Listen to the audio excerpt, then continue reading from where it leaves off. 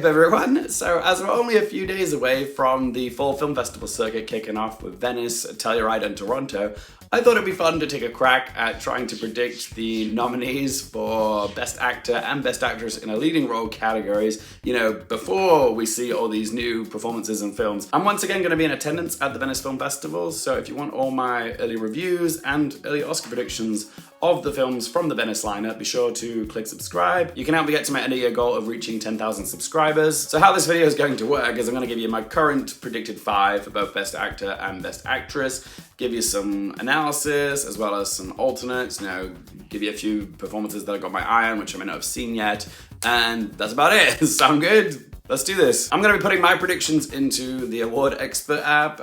If you guys don't have the Awards Expert app, I highly recommend downloading it. It's free. It's designed by Brother Bro from the Oscar Expert channel. It's really good, very helpful, and also you can compare your predictions with your friends as well. Kind of like Gold Derby, but more social. Yeah, download it if you don't have it. It's great. All right, so I'm just clicking on Academy Awards 2025. I've not actually listed any of my predictions in any categories yet for the Oscars 2025. Now is probably a good time to start. I'm just going to be doing Best Actor and Best Actress for now in this video. If there's any more categories that you would like me to do a video on, just let me know in the comment section below. All right, then let's start with Best Actor in a Leading Role. I kind of have to agree with the current #1 on the Award Expert app, which is Common Domingo. Frustratingly, I've still not seen Sing Sing yet, and it is driving me crazy. This is like my most anticipated film right now. I feel like I'm the last person on film Twitter to have seen Sing Sing. So yeah, I'm dying to watch it. Still hasn't happened yet. But it does make a lot of sense to me why the majority of people think Common Domingo is gonna win this at the moment. Common Domingo is so hot right now. I mean, he was always hot, but I mean, his career is so hot right now, okay? He's had a phenomenal few years with Euphoria, Ma Rainey's Black Bottom. Last year, he got his first Best Actor nomination for Rustin, and now he's got Sing Sing. But also, like, he won the TIFF Tribute Performers Award last year at TIFF, and that is a very reliable precursor nowadays as to who's going to go on to win the Oscar. Granted, he didn't win it for Rustin, obviously, but it was getting the TIFF Tribute Award for Sing Sing, which is coming out this year, was delayed because of the writers and actors strikes and stuff. So yeah, all eyes are currently on him. It's apparently a very dignified performance. What do you expect? It's Common Domingo in a hard-hitting drama set in a prison, which celebrates the power of the arts and the necessity of the arts. And yeah, it's an A24 film as well. That certainly helps. Sorry, my cat is scratching at the door. He really wants to get in right now. But he is such a fluffy nuisance that I just have to keep him out of the bedroom because he keeps wanting to jump on my camera and play with noisy things. It's distracting. But yeah, getting back to Common Domingo, I do agree that he does seem to tick a lot of criteria for like a Best Actor Oscar-winning performance. So yeah, I'm putting him at #1 for now. I don't think he's, you know, 100% locked just yet. Like, there's so many performances that nobody's seen yet. So yeah, I do think there's room for someone else to come up and, you know, steal the momentum away from him. But for now, yeah, I'm keeping it #1. At #2, I'm putting in Daniel Craig for his performance in Luca Guadagnino's Queer. I'm seeing this film in Venice on the 3rd of September. It's actually my most anticipated film from the Venice lineup this year. He's playing a gay habitual heroin user luxuriating among a crowd of American expats in Mexico City, and he is drawn to the affections of a younger man. There's no guarantee that Daniel Craig will be nominated for this role. As we've seen in the past, the Academy haven't always shown favor to queer leading men roles. Although, having said that, you know, we did have Common Domingo last year for Rustin, and Brendan Fraser won for The Whale, so maybe scratch that. Maybe they are changing. But yeah, queer roles do tend to struggle a little bit more in this category than usual. But part of me does think, is it going to be a little too controversial? But the book by William S. Burroughs was controversial upon release, so we should expect a bit of controversy. But yeah, there is a chance this film might not be to the Academy's taste. This is still early days, but when I learned about Daniel Craig in this role, it did seem to like speak out to me that this was going to be like an Oscar nominated type of role for Daniel Craig. And like, it does kind of surprise me that Daniel Craig still has never been nominated for an Oscar, and there just seems to be enough criteria here to make me think that, oh, maybe this is his time to get his first Oscar nomination. I think he's got the right role. It's being helmed by a filmmaker who is highly respected. And Daniel Craig also does have a little bit of an overdue narrative. And if he does hit this performance out of the park, then I think the Academy will want to finally acknowledge him with at least a nomination. So yeah, I've currently got him in at number 2. We need to see the first reactions to the film at Venice and TIFF, but yeah, I've got a feeling about Daniel Craig. At number 3, I did have Sebastian Stan for The Apprentice. I saw that film at Cannes, and I thought, yeah, this is a performance that the Academy are gonna get behind, okay, because it ticks a lot of boxes, okay? It's a film about a notable historical figure who's still around, who's being talked a lot right now because of the election, Donald Trump, okay? He's very ubiquitous right now. But yes, it's also, you know, a transformational role for Sebastian Stan. There's a lot of hair, makeup, voice changing, physicality, okay, yeah. It just makes a lot of sense, and it's, you know, in a docudrama biopic as well, which is like Academy catnip. So yeah, I did think Sebastian Stan was going to be a contender for Best Actor, but I've had to sort of adjust my thinking recently because while the film has been picked up for distribution in like the UK and Ireland and other places, it's still struggling to find distribution in the US, and that's the one that matters, because if it doesn't get a theatrical release in the US, like in Los Angeles or New York, it's not eligible to be nominated for the Oscars. So yeah, it's kind of in this weird limbo spot right now, The Apprentice, the movie. While there's still a chance it could come out, Trump's lawyers and his right-wing supporters are doing everything in their power to stop this film from, you know, reaching theaters. Like they're really going out of their way to cease and desist Ali Abbasi's project. So yeah, until we get a confirmed American distribution for The Apprentice, I'm not putting Sebastian Stan in just yet. I think he's absolutely deserving, and I think, you know, he can still make it in. But yes, he's got other factors holding him back right now, which means I need to kind of like shift my focus to other potential nominees. So currently, I have actually got Timothée Chalamet in for A Complete Unknown in at number 3.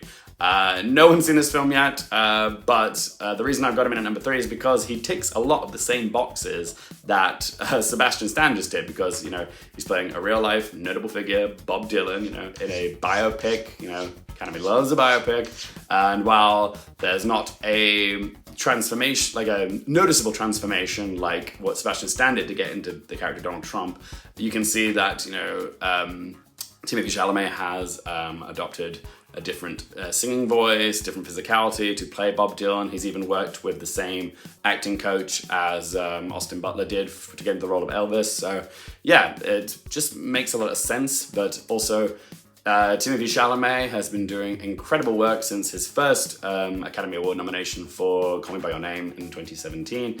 He's become sort of the it boy, the main man, the go-to star, male star of his generation. So like, and he's been in some incredible projects which he's been overlooked for, like Beautiful Boy. So yes, I think he's kind of like overdue for a second nomination at this point, because he's been in some great stuff, been proving himself. He's got prestige, he's got star power, he's got respect now of peers, both his age and older. Like, it just makes a lot of sense that Timothée Chalamet is overdue for a nomination. And while I do think that, you know, playing a real life musician in a biopic is a little bit Oscar baity, you know, if it works, it works. Also, I forgot to say that A Complete Unknown is directed by James Mangold, who has directed films that the Academy have favoured, like Ford v Ferrari, Logan, and Walk the Line. And also, this film is being distributed around Christmas time, which gives the film sort of a late surge advantage, that it's going to be a film that people are seeing towards the end of the year, you know, right before Oscar voting opens. It's going to be fresh in their minds when the Academy come to make their votes. So yeah, there's every chance that Timothée Chalamet and like maybe Elle Fanning will be like, you know, fresh in voters' minds when they come to, you know, fill in their ballots. So yeah, I've got Timmy Tim in at number 3, but what about number 4? I've currently got Joaquin Phoenix in at number 4 for Joker Folie à Deux.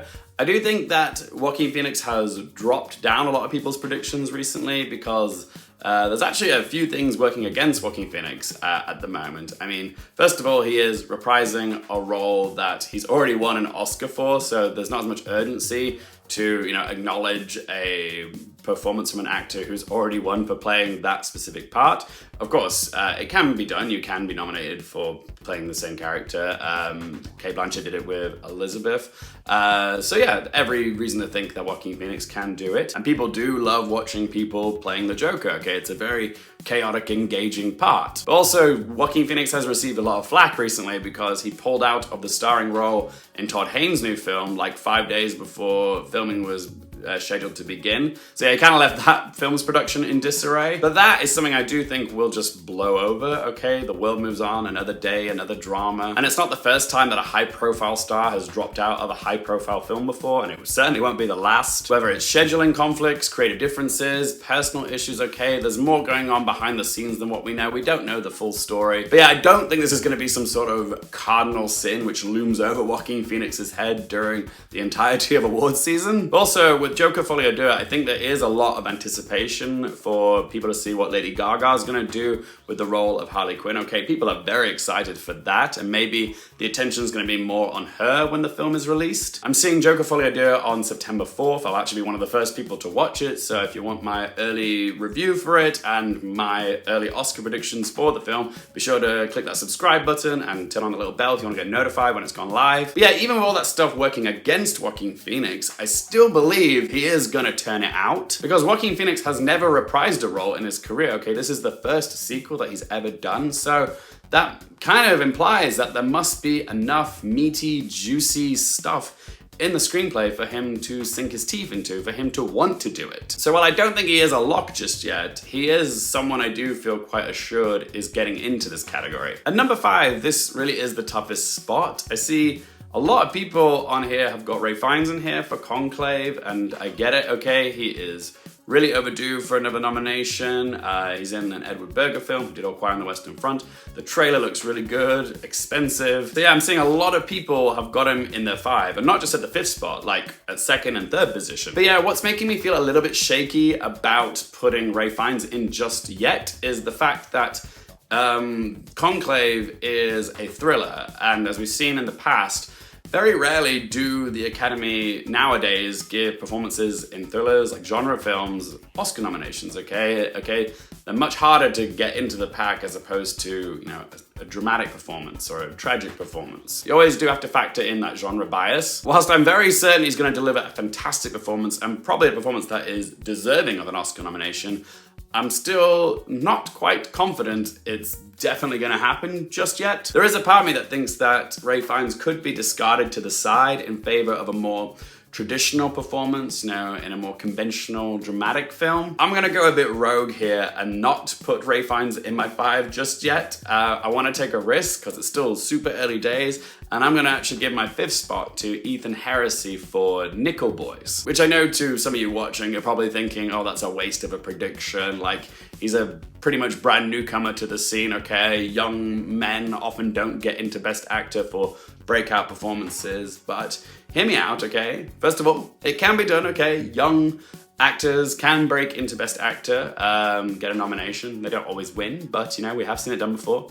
Timmy in Call Me By Your Name, Austin Butler in Elvis, and Daniel Kaluuya in Get Out. But yeah, there is a chance that maybe he is like a George Mackay in 1917 and doesn't break into the pack. I'm just saying that it can be done if the film that they're in really does make an impact, like Call Me By Your Name did, or Elvis, or Get Out. And I do have this feeling that something as eye-opening, shocking, and devastating as this real-life story, Nickel Boys, is gonna make waves, and it's gonna make people, you know, sit up and take notice. I've not read the book, but it's a Pulitzer Prize winner, and it's based on the historic Dozier School, which was a reform school in Florida, and it documented 111 years of very severe abuse in the school system. Nobody's seen this film yet, okay? It might not even be good, but it is directed by a chap called Ramel Ross, who is already an Oscar nominee for Best Documentary Feature in 2019 for Hale County, This Morning, This Evening. So he is one to keep an eye out for. I could be way off, but this early in the race, before we've seen the majority of contenders, I can afford to take a risk. There's tons of performances yet that nobody's seen, which could cause a stir and be potential Oscar nominees. This time last year, I don't think many awards pundits had Jeffrey Wright on their radar for Best Actor for American Fiction, but look how that turned out. So yeah, for now, I'm gonna give my 5th spot to Ethan Heresy for Nickel Boys. But yeah, who are the other potential contenders that we could see show up in Best Actor? I've already said Sebastian Stan for The Apprentice, but there's Paul Mescal for Gladiator 2, Andrew Garfield for We Live in Time, John David Washington for The Piano Lesson, Nicholas Hoult for Juror Number 2, Jesse Eisenberg for A Real Pain, Jude Law for The Order, Adrian Brody for The Brutalist, Dwayne Johnson for The Smashing Machine, Justice Smith for I Saw the TV Glow, Mike Feist or Josh O'Connor maybe for Challengers, Michael Shannon for The End, Sebastian Stan for A Different Man, Gabriel LaBelle for Saturday Night, Isaac Wang for Didi, and Jesse Plemons for Kinds of Kindness, who won Best Actor at Cannes. But yeah, are there any more Best Actor leading performances that are on your radar, which I haven't mentioned? If there are,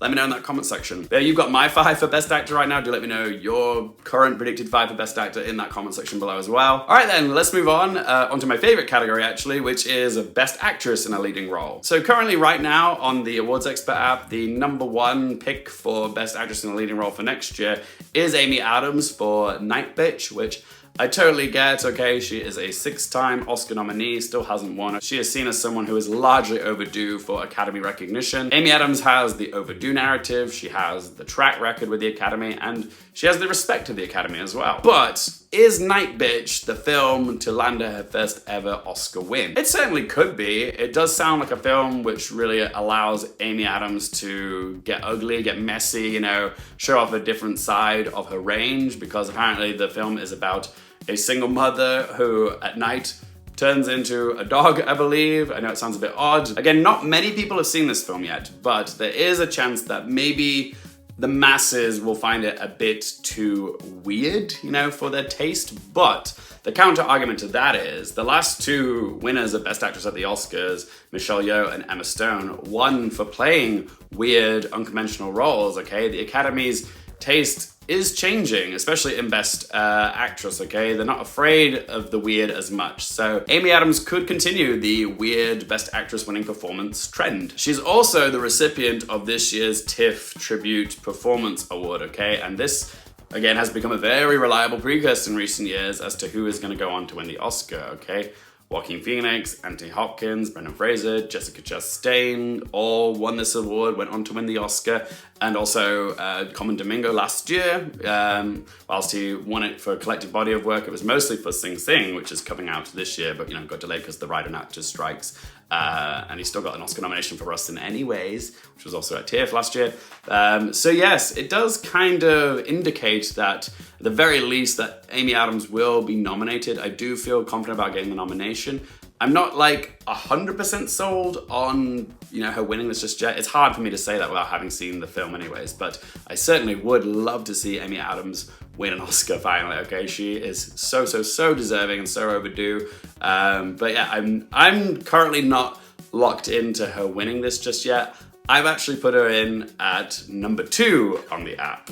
Oh yes, yeah, there's just a little part of me that isn't quite sold on it yet. And also, I'm not convinced that Night Bitch is going to be a Best Picture contender just yet. And with Best Actress in recent years, it really does help if your performance is in a Best Picture contender in order for you to win. I'm not sure Night Bitch is gonna be Best Picture nominated just yet. Whereas, you know, while Michelle Yeoh and Emma Stone played weird, wonderful roles like Evelyn Wang and Bella Baxter in Everything Everywhere and Poor Things, they also had a considerable advantage by being in films that were nominated for Best Picture and got a lot of nominations, okay? I'm not sure if I can see the same outcome yet for Night Bitch, but I guess time will tell. We'll see in a few weeks' time at TIFF. So for #1, I've decided to be bold, and I've actually put Mikey Madison in for Anora at #1. This is because I've seen this film, okay? I've seen this performance, I know how good it is. And while, admittedly, I didn't get that immediate knee-jerk reaction that Mikey Madison's performance is a performance that's gonna win an Oscar, that knee-jerk feeling I got for like Joaquin Phoenix in Joker, Brendan Fraser in The Whale, Emma Stone even in Poor Things, I do think it is a performance that will, at the very least, get nominated. But again, I have seen Anora, and I do believe that Anora is going to be a Best Picture contender. And if your performance is in a Best Picture contender, it does give you a considerable advantage, because How are you going to nominate a film for Best Picture and not nominate the titular performance for Best Actor or Actress? Also, this is a neon film, and they've proven in recent memory that they are very good at getting at least one of their films into the Best Picture lineup. Look at Anatomy of a Fall, Triangle of Sadness, Parasite, they all got into Best Picture. Parasite managed to win, but also, what do all these films have in common? They all won the Palme d'Or at Cannes, which Anora also won. Plus, this is also a Sean Baker film, who is a highly respected American filmmaker. The film is not only stupidly entertaining, but it's emotional. It's like a modern day fairy tale. Sean Baker has quietly been garnering a reputation in the film community over the past few years with his projects. He's highly respected, okay, and he is kind of overdue now for some Academy recognition. And I do believe that Anora is a film that once more people see, it's going to become even more popular, okay? More people are going to fall for its charms. And Mikey Madison absolutely crushes it with this performance, okay? It is a very versatile performance which rides the line between dramatic and comedic oh so beautifully. This role required a lot from her, okay? There's moments where she is screaming at the top of her lungs. There's also a lot of tender, quiet, introspective moments as well. She really does get to show off her range with a performance like this because she is feisty, she's sweet, she's acerbic, at times she's vulnerable, at times she's volatile, but never once do you not believe the performance. Like, it is a fully rounded and grounded performance. This is a career-defining role for Mikey Madison. I do believe that if there is enough support for Anora, that it could be a big player at the Oscars, and I do believe there is a pathway for Mikey Madison to win. I wouldn't have her at #1 if I didn't think she could win.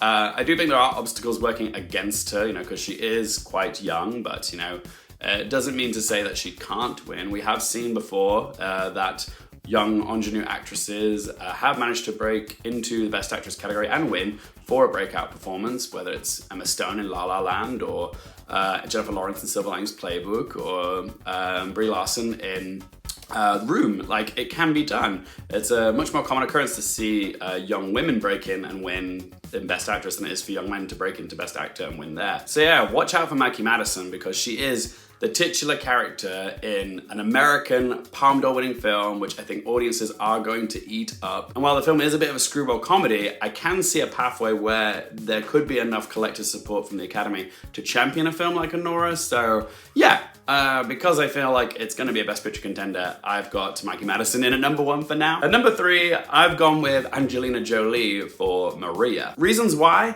This performance kind of just feel like a grand return of sorts for Angelina Jolie as an actress. Like, I know she hasn't completely disappeared off the earth like she was in Eternals. I mean, if you saw Eternals, but yeah, it does kind of feel like she's been gone away for a while, just sort of been in hibernation.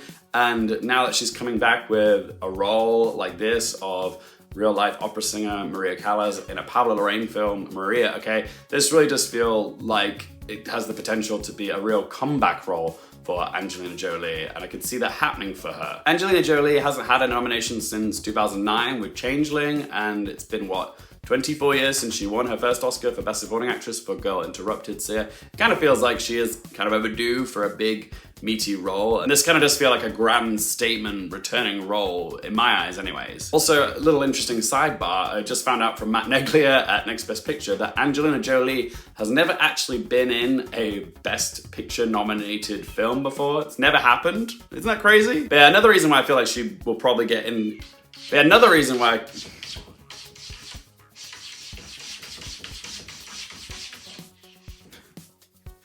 God. Pablo Larraín does have a proven track record of getting his leading lady performances, based on real life, historical figures, Oscar nominations, okay? He got it for Natalie Portman for playing Jackie Kennedy in Jackie, he did it for Kristen Stewart for playing Diana Spencer in Spencer, and that one certainly wasn't a guarantee because Kristen Stewart missed everywhere besides Critics' Choice and the Oscars. But yeah, the Academy does seem to respond to the leading female performances in his films, so it does seem quite likely that Angelina Jolie is going to continue that trend. I've seen some people put her in at #1 on awards expert, and I can understand why. She does tick a lot of criteria for a win. It's kind of a comeback role.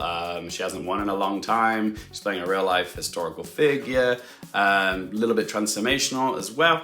But I've put her in at #3 at the moment because, well, for one, I haven't seen the film, and secondly, Pablo Larraín's films don't get nominated for Best Picture. Hasn't happened yet. Not even Jackie managed to do it. Again, it's the argument, if your performance isn't a Best Picture nominated film, it does give you a boost. I'm not sure yet if Maria is going to be a Best Picture nominee, but I do think Angelina Jolie will get the nomination for Best Actress at the moment. But yeah, we'll have to wait and see whereabouts in my rankings I'll have like after Venice. So at number 4, I did have Lady Gaga for playing Harley Quinn in Joker Folie à Deux, but according to reports from Clayton Davis, who works at Variety, he's said that Warner Brothers are planning to campaign Lady Gaga in Best Supporting Actress, not Lead, which just implies that Lady Gaga really wants to win this acting award and is hedging her bets and playing it safe, because we all know she's going to have a substantial part in Joker Folie à Deux.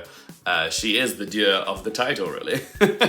So yeah, if she does end up going supporting, it's not quite confirmed yet, then I have to sort of like hedge my bets and, you know, predict someone else to take her spot. So I currently don't have Lady Gaga in my predictions here. I will do a supporting actor and actress video where she'll show up. So at number 4, I've actually gone with a more safer pick. I've gone with Julianne Moore for The Room Next Door, which is the new film from Pedro Almodovar, and as most of you are probably aware, this is his first English-speaking language movie, and he's got 2 Oscar-winning actresses in it, Julianne Moore and Tilda Swinton.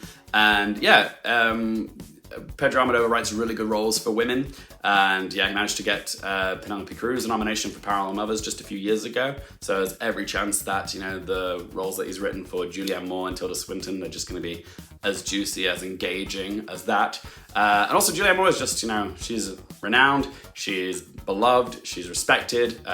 She hasn't actually been nominated since her win for Still Alice, what was that, back 2015, 2016? But yeah, she came somewhat close last year with May December. She was certainly on the peripheries of getting a nomination for Best Supporting Actress for May December, but didn't quite make the cut. But it's okay. I feel like she might have a good chance this year. Again, I'm seeing The Room Next Door next week at the Venice Film Festival, so I will let you know in that review if I think it's an Oscar-nominated performance.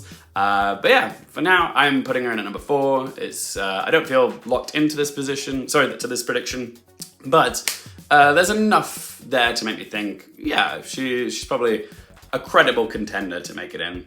Let's just see how the performance is though. So at number 5, this is a tough spot because, like, just looking back at my current predictions, I currently have 4 white women in here, so it's not very diverse. So you'd think, you know, there would be a little bit of diversity in here.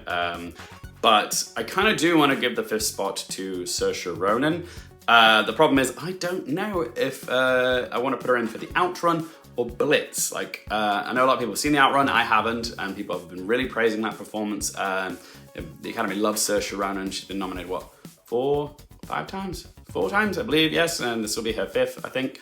But yes, there's also the argument that she could be nominated for Steve McQueen's Blitz, which comes out later in the year at the BFI Film Festival. And yeah, it's a Steve McQueen film, but there's also, which does give her a boost, but there's also that argument that she might be more of a supporting player in that, because the story is centered around a young boy during the Blitz and trying to get back to his mum, who Saoirse Ronan plays. So yeah, depending on how much screen time she has or how much in the story she's involved, she might be more of a supporting, I don't know, maybe she'll be campaigned for supporting for Blitz and lead for the Outrun, and who knows, maybe she'll do the double nomination and do a Scarlett Johansson circa 2019.